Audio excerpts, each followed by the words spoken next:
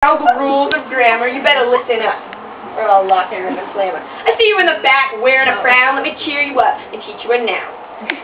A noun is a person, place, thing, or idea. You can find all of those in a pizzeria, like waiters, restaurant, love, pizza with cheese, learning the stuff, sure as a breeze. If you look in the mirror and see your reflection, you might yell out an interjection like, whoa, hot damn, or cool. I use an interjection when I'm at the pool. Oh, baby, you're not looking so hot. Use an interjection and you might get shot. And you die, fall and hit the curb, or any other action that would be a verb, like run or dance. I have you in a trance. If you eat too much, you might split your pants. I know all of this isn't very clear, so let me help you out and teach you a cheer.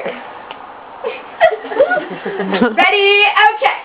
He, she, it, I, you don't have an alibi. They're pronouns. Yeah, they're pronouns. One more time. Now, he, she, it, I, you don't have an alibi. They're pronouns. Yeah, they're pronouns. Okay. Now it's time for a transition. And what a better way to do it than with the preposition like in, up, down, or all about. So put your hands in the air. Let me hear you shout. A preposition. Preposition. And now that all of your attention has diminished, I'd like to take the time to say my rap is finished.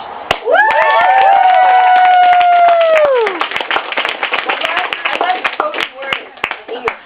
Anybody else have anything that they would like to present in front of this wonderful crowd tonight?